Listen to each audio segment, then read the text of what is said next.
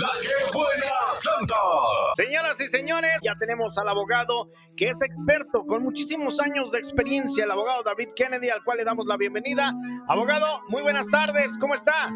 Muy buenas tardes, aquí estamos otra vez para contestar sus preguntas de inmigración. Abogado, actualizaciones, ¿qué es lo que está pasando en el mundo de la inmigración aquí en Estados Unidos? Nuevas leyes, nuevas propuestas. La gente de DACA, fíjese, abogado, que hemos tenido cantidad de preguntas de personas que tienen DACA esperando una mejor resolución con todo esto. ¿Qué les puede comentar a estas personas? De DACA nadie sabe qué va a pasar. Hay una demanda en una corte federal en Texas ahora que tiene que ver con DACA. Vamos a ver qué sucede con esa demanda. Hemos estado esperando esa decisión de esa corte por meses. No sé cuándo vamos a recibir la decisión. Pero DACA todavía está en el aire. Nadie sabe qué va a pasar con DACA y el Congreso no ha podido hacer nada para hacer una versión permanente de DACA. Entonces, pues realmente nadie sabe. Perfecto. Abogado, vámonos con la primera llamada. ¿Qué le parece? Vamos con la primera llamada del día de hoy. Hola, ¿me escucha? Sí, bueno, buenas tardes. Buenas tardes. ¿Cómo se llama usted? Leticia Gaona, Leticia, ¿de dónde nos llama? de Snellville. ¿Y cuál es su pregunta, por favor? Mire, mi pregunta es que mi hermano me pidió el 30 de abril del 2001. Ok, su hermano le aplicó el día 30 de abril del año 2001, ¿así es? Ajá, así es. Ok, y entonces, ¿qué quiere saber? Quería saber si ya estaba la fecha disponible, porque he escuchado por ahí que al parecer ya llegó la fecha para los de abril del 2001. ¿De qué país es usted? Quiero estar segura. México. Ok, entonces el boletín de visas en la cuarta categoría de preferencia en el boletín de visas del mes de febrero de 2023. Ahora tiene la fecha del primer día de abril del año 2001. Entonces, si su hermano le aplicó el día 30 de abril del año 2001, todavía no ha llegado a su fecha de prioridad. No sé cuándo va a llegar la fecha de prioridad. Puede ser el próximo mes, puede ser 6 meses, nadie sabe. Pero lo que yo recomiendo es mirar el boletín de visas cada mes. El Boletín Nacional de Visas en inglés es National Visa Bulletin, en español es Boletín Nacional de Visas. Está disponible gratis en la página de internet del Departamento del Estado de los Estados Unidos. Y hay dos diferentes tablas de fechas en el boletín de visas, lo que se llama Final Action Dates o fechas de acción final y Dates for Filing, que son las fechas para poder presentar la solicitud. Entonces, la fecha importante aquí es la fecha para poder presentar la solicitud de la residencia. Y ahora está en el primer día de abril del año 2001. Entonces, usted necesita mirar el boletín de visas cada mes hasta que se da cuenta que la fecha en el boletín de visas ha pasado la fecha de prioridad de su aplicación de usted. Y en ese entonces es cuando vamos a poder aplicar. ¿Ok? Ok. Perfecto, pues muchísimas gracias. Gracias a usted. Que tenga excelente tarde. Muchas gracias igualmente. Hasta luego. Vámonos con la siguiente llamada, abogado. Hola, ¿me escucha? Buenas tardes. Buenas tardes. ¿Cómo se llama usted? Efraín. Efraín, ¿de dónde nos llama? Ahorita aquí en Marietta. ¿Y cuál es su pregunta, por favor? Ok, el sábado lo fui a ver y usted me dio una forma para lo de la visa U. O el Pero I-918B. la pregunta es, ¿las 4 hojas que me dio usted necesitan llenarlas los policías o solamente las 3 hojas que tiene atrás? La primera hoja, ok, estamos hablando de la visa U. La visa U es la visa para víctimas de delitos de violencia.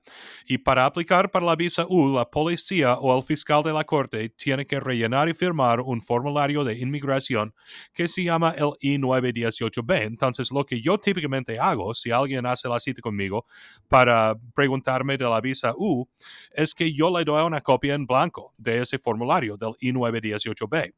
Y yo recomiendo que la persona hable con la policía para pedir o o con el fiscal de la corte para pedir que firmen ese formulario, porque entonces así no tiene que pagarme a mí para comunicar con la policía o con el fiscal de la corte. Y en mi experiencia, mis clientes muchas veces pueden obtener esa firma solos sin tener que pagarme a mí para hacerlo.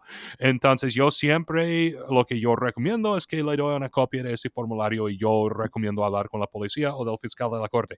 La primera página de ese formulario son los datos personales de usted. Entonces usted puede rellenar la primera página con sus datos personales. Los siguientes páginas son las páginas que dicen cómo usted ayudó a la policía y de qué tipo de delito usted fue la víctima y más detalles que son las cosas que tienen que poner la policía, porque la policía o el fiscal de la corte tiene que rellenar esa parte. Pero usted obviamente puede rellenar la parte de ese formulario que tiene su nombre y su dirección y número de teléfono y ese tipo de cosas, ¿ok? Ok, sí, lo que pasa es que como mi patrón es americano, me preguntó, ¿y esto cómo hay que llenarlo nosotros o la policía? ¿Cómo no sabe de esto de lo de migración? Es lo Sí, que me lo es pregunta el que abogado, hay que llenar todas las hojas.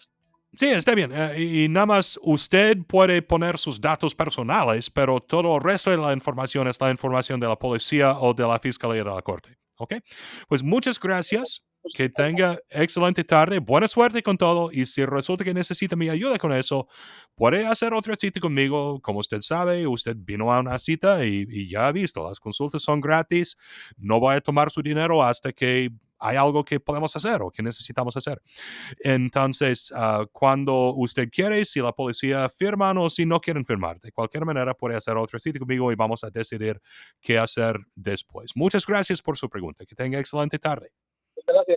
Perfecto. Le recordamos que es bien importante que esto usted lo tome a consideración. Cualquier cosa, situación de inmigración que tenga, por favor no vaya con algún tipo de notario, porque aquí los notarios tienen y fungen otro tipo de funciones. Un notario no es un abogado que le pueda dar un consejo y que este consejo se vaya a seguir. De hecho, puede complicar la situación y se ha conocido de varios casos así que han sucedido en donde pues es que la hermana de mi primo, de mi tía, me dijo que fuera con tal notario porque él había ayudado a otras 5 personas más. Abogado, ¿qué pasa si se complica un caso de inmigración por hacer este tipo de detalle?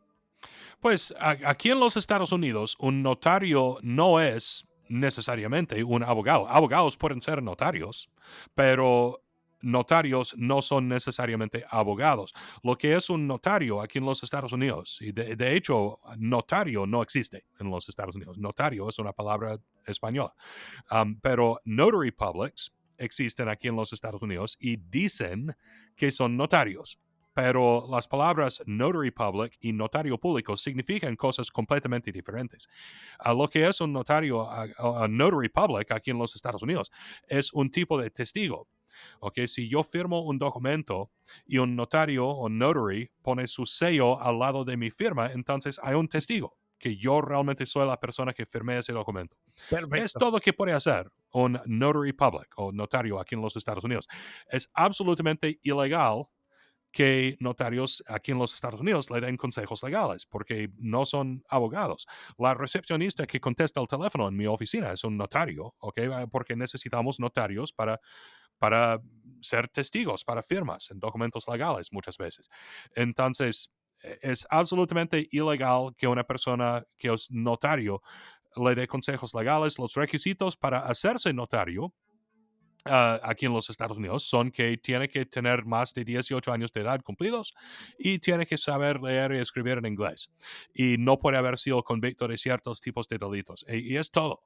¿Ok? Entonces, cualquier persona escuchándome ahora, si usted tiene 18 años de edad cumplidos y no tiene felonías y usted sabe leer y escribir en inglés, usted puede ir a la corte en el condado a donde usted vive y pagando es como $40 a la corte y usted puede ser un notario. ¿Okay? Es todo lo que es un notario aquí en Vamos los a la Estados Unidos. llamada, abogado, ¿le parece? Adelante. Sí, vamos con la siguiente llamada. Hola, ¿me escucha? Sí, buenas tardes. Buenas tardes. ¿Cómo se llama usted? David, ¿Y de dónde nos llama? de aquí de Gainesville. ¿Y cuál es su pregunta, por favor? Una persona se fue de Estados Unidos hace más de 10 años y quiere regresar por asilo político, ¿lo puede pedir en la frontera? Sí, ¿Sí? absolutamente sí. Puede ir a la frontera y decir que quiere pedir el asilo. El hecho que estuvo aquí antes no es necesariamente un problema en sí. Entonces, lo que no puede hacer esa persona es ingresar de ilegal a los Estados Unidos, porque si viniera de ilegal a los Estados Unidos va a tener un castigo de 10 años que no tiene perdón. Oh, Pero se le puede presentar a la frontera y decir que quiere pedir el asilo, sí. entonces está bien. Lo que pasa es que necesito que alguien se venga porque la están amenazando y dice que se viene mejor de ilegal y le digo que no, que mejor se venga, que se entregue a las autoridades fronterizas y que pida asilo político. Sí, así es. ¿Y de qué país es esa persona? Esa persona es de México. Ok, es difícil ganar casos de asilo de personas de México. Esa persona puede intentar presentarse a la frontera y pedir el asilo a ver qué sucede, pero casos de asilo de México siempre son difíciles porque hay 5 categorías de personas protegidas bajo la ley de asilo. Son personas que han experimentado algún tipo de amenaza o persecución que fue motivada por su raza, religión, país de origen, opinión política o grupo social. Y el problema con casos de asilo de México es que normalmente, no siempre, pero normalmente la delincuencia en México tiene el motivo de dinero. Y dinero no es una de las cosas protegidas bajo la ley de asilo. Entonces, si alguien ha sido extorsionado o secuestrado por dinero o algo así, es sin duda horrible y delincuencia, pero no es necesariamente un argumento con que se puede ganar un caso de asilo. Pero ni modo, pedir y ganar son 2 cosas distintas. Esa persona se puede presentar a la frontera y decir que quiere pedir el asilo a ver si lo permiten entrar a los Estados Unidos. ¿Ok? Ok, muchas gracias. Gracias a usted. Que tenga excelente tarde. Perfecto. Tenemos preguntas a través de WhatsApp, abogado. ¿Le parece si le hago la pregunta? Claro que sí. Dice, yo me casé recientemente con mi esposa hace un año. Ella acaba de entrar al Army y estamos viendo la posibilidad de arreglarme. Yo he pasado por la frontera 2 veces. Y las 2 veces me agarraron, pero en esta tercera, pues ya me encuentro aquí. ¿Hay alguna forma de que mi esposa me pueda arreglar papeles, abogado? Tal vez. Entonces, una de las categorías de personas que pueden arreglar la residencia desde adentro de los Estados Unidos son personas que han sido, entre comillas, admitidas. Y admisión normalmente significa que tiene que haber entrado a los Estados Unidos con algún tipo de visa, pero también si tiene un padre, esposo o hijo en las fuerzas militares de los Estados Unidos, puede aplicar para lo que se llama parole in place, que es una forma de admisión legalmente. Y eso arregla el problema de haber entrado de ilegal a los Estados Unidos. Entonces, muchas veces una persona, si puede obtener ese tipo de permiso, puede arreglar su residencia desde aquí. Pero esa persona entró a los Estados Unidos algunas veces y fue agarrada en la frontera. Entonces, mi siguiente pregunta sería, ah, pues, si ha estado en los Estados Unidos en 2 diferentes ocasiones, cuánto tiempo estuvo aquí la primera vez y si fue agarrado en la frontera, qué pasó cuando fue agarrado en la frontera. Y la razón que esas 2 cosas son importantes es por la ley de 212 A9C1, que es la ley de doble entrada ilegal. Y lo que significa es que si alguien ha estado ilegalmente presente en los Estados Unidos por más de un año, o si fue deportado, y entre comillas, deportado, oficialmente deportado, y regresa de ilegal a los Estados Unidos después, entonces tiene un castigo de 10 años para que no haya ningún tipo de perdón disponible. Entonces, si la persona de que estamos hablando estuvo ilegalmente presente en los Estados Unidos por más de un año y se fue y regresó de ilegal, tenemos ese problema. O cuando fue agarrado en la frontera, si fue, entre comillas, deportado, entonces tenemos ese problema. Pero muchas veces cuando detengan a una persona en la frontera, hacen como regreso voluntario, o a veces ni siquiera hacen papeleo y no es considerado legalmente una deportación oficial. Entonces, yo voy a necesitar más información. Si no estuvo ilegalmente presente por más de un año antes de salir y regresar la última vez, entonces no tenemos ese problema y si no fue oficialmente deportado desde la frontera, no tenemos el otro problema y probablemente sí, podríamos aplicar para el parole in place. Pero si tiene doble entrada ilegal, parole in place, que es el permiso a través de su padre, esposo o hijo en el ejército, no arregla el problema de doble entrada ilegal. Perfecto, abogado. Vámonos a la llamada, abogado. Hola, ¿me escucha? Muy buenas tardes, abogado. ¿Cómo se llama usted? Mi nombre es Juan, Juan, ¿de dónde nos llama? de acá de Atlanta. Ok, ¿cuál es su pregunta? Vea, yo tengo mi pareja y ella está en Honduras. La pregunta es, yo soy ciudadano, ¿qué es más rápido para que ella obtenga su visa? ¿Casarme con ella y pedirla o pedirle una visa de fiancé que se venga a casar con ella conmigo aquí? Ok, su pregunta es ¿qué es más rápido? La visa K, que es la visa de prometida, es más rápido. Pero la visa K también es mucho más costoso. La razón que es más caro es porque si aplicamos para la visa K, prácticamente tenemos que aplicar 2 veces. Tenemos que hacer todo el proceso de la visa K en el consulado americano en su país y después de que ella ingrese a los Estados Unidos con la visa K, tienen que casarse en menos de 90 días y entonces tenemos que aplicar para la residencia. Entonces, básicamente estamos aplicando 2 veces. Tiene que pagarme a mí 2 veces, pagar al gobierno 2 veces.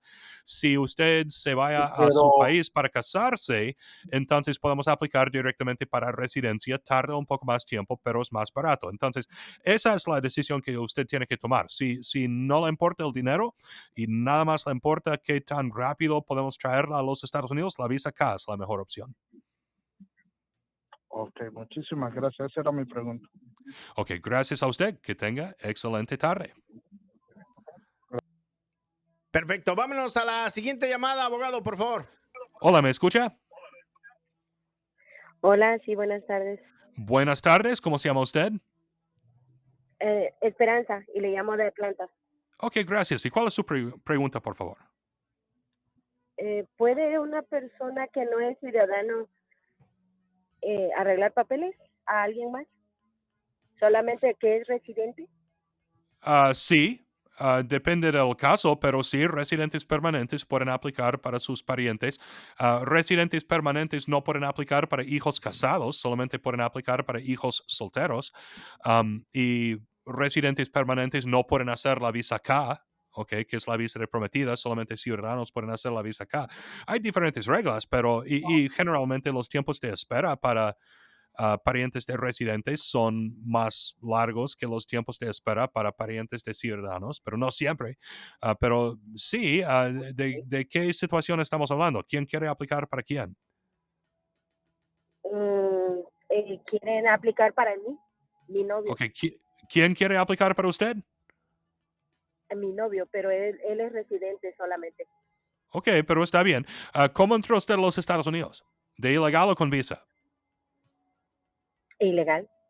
¿Alguien aplicó para usted antes del día 30 de abril del año 2001? No, ¿Tiene usted un padre, esposo o hijo que está o ha estado en las fuerzas militares de los Estados Unidos? no tampoco.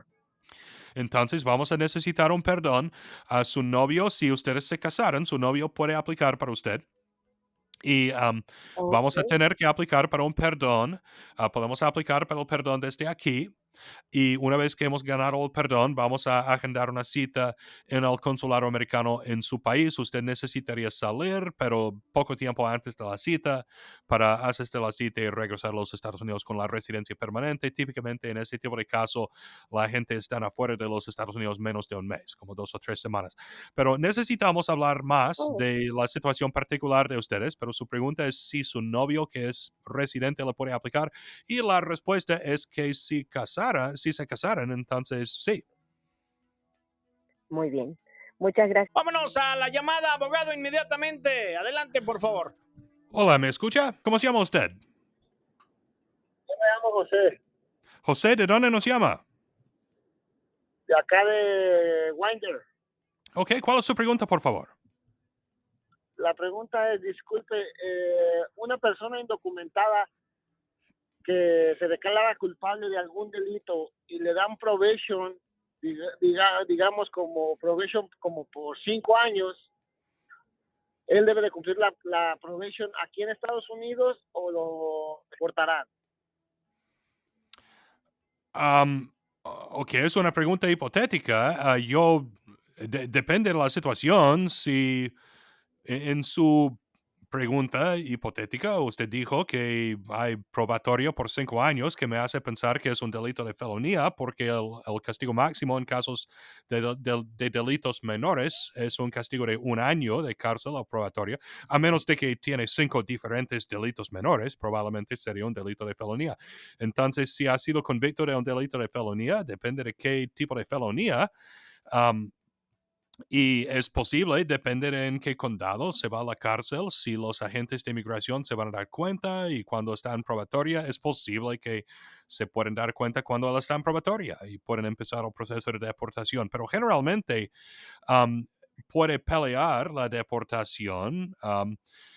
Depende de qué tipo de delito. Hay ciertos delitos de la categoría de detención mandatoria. Entonces, si es un delito de drogas o si es un delito de felonía agravada o algo así, entonces puede ser de detención mandatoria.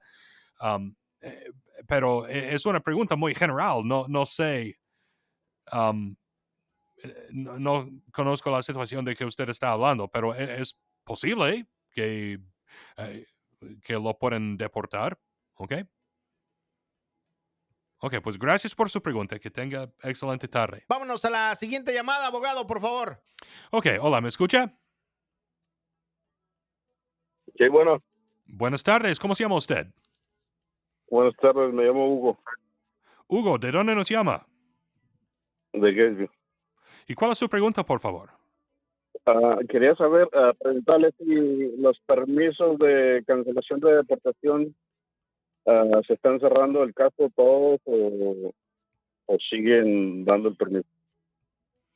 Ok, si alguien pidió cancelación de deportación, siempre y cuando la aplicación EOIR 42B, que es la aplicación para cancelación de deportación, ha sido presentada a la corte, si cierran el caso de deportación administrativamente, puede seguir renovando el permiso de trabajo. Si terminan el caso de deportación, no puede continuar renovando el permiso de trabajo. Cuando cierran el caso administrativamente, el caso está como dormido, pero el caso todavía existe en la corte. Si terminan el caso, es que el caso ha sido terminado completamente. Entonces, si tenía el permiso de trabajo a través de una aplicación de cancelación de deportación, si cierran el caso administrativamente, puede continuar renovando el permiso de trabajo. Si terminan el caso, no se puede. ¿Ok? Pero como es administrativo, lo que pasa es que el abogado me dijo que lo tenía que cerrar nada más. Ok, si tienen que terminar el caso de deportación, entonces es porque ahora, hace años, durante los años de presidente Obama, estaban cerrando muchos casos administrativamente. Ahora Ah, no están cerrando casos administrativamente típicamente, a menos de que haya alguna razón muy fuerte para hacerlo. Entonces, ahora, por discreción prosecutorial, la única cosa que realmente están haciendo es que están terminando casos de deportación. Pero normalmente, a menos de que tenga un caso muy fuerte de cancelación de deportación, sería mejor aceptar ese acuerdo de terminar el caso, aunque pierda el permiso de trabajo, porque perder el permiso de trabajo es mejor que salir deportado. ¿Okay? Y para ganar cancelación de deportación es la ley de 10 años. Para ganar un caso de cancelación de deportación, tiene que demostrar que usted lleva más de 10 años aquí en los Estados Unidos, tiene un padre, esposo o hijo que es residente legal o ciudadano, y que su padre, esposo o hijo que es residente o ciudadano va a sufrir mucho más de una persona típica en el mismo tipo de situación. Normalmente estamos aplicando para cancelación de deportación a través de hijos, pero a veces a través de padres o esposos. Pero cualquier persona, obviamente, cualquier niño nacido aquí, por ejemplo, va a sufrir mucho si deportan a sus padres. Entonces, el sufrimiento típico de una persona normal en el mismo tipo de situación no es suficiente para ganar cancelación de deportación. Tiene que demostrar que su hijo de usted va a sufrir mucho más de una persona típica. si deportarían a sus papás. Entonces, a menos de que su hijo tiene necesidades especiales o hay circunstancias muy fuertes que tienen que ver con el caso, probablemente no va a poder ganar cancelación de deportación. Y si no se puede ganar, sería mejor perder el permiso de trabajo porque cerró el caso en vez de perder el permiso de trabajo porque salió deportado porque perdió el caso de deportación. ¿Ok? Ok, bueno, gracias. Ok, gracias a usted. Mi recomendación es hablar con su abogado y probablemente seguir los consejos de su abogado. Pero si usted quiere una segunda opinión, siempre está libre consultar con otro abogado para conseguir una segunda opinión. Muchas gracias por su pregunta. Que tenga excelente tarde. Perfecto, abogado. Vámonos con la última llamada. Adelante, por favor. Hola, ¿me escucha? Buenas tardes. Buenas tardes. ¿Cómo se llama usted? Sí, buenas tardes. Eh, Ok, ¿cómo se llama? María Victoria Ángel, María, ¿de dónde nos llama? de aquí de Norcross. Ok, ¿cuál es su pregunta, por favor? Sí, mi pregunta es, yo necesito saber si puedo traer a mi mamá. Yo soy residente, tengo 6 años con la residencia. Ok, ¿usted habla inglés? No. No, hay que estudiar inglés porque solamente ciudadanos pueden aplicar para sus papás y usted necesitaría hacerse ciudadana para aplicar para sus papás a menos de que usted padece de algún tipo de condición mental para que no puede aprender el inglés. Si tiene algún tipo de daño cerebral o condición mental para que no está capacitada de aprender el inglés, entonces pues, se puede hacer ciudadana con una excusa médica sin tener que hablar inglés.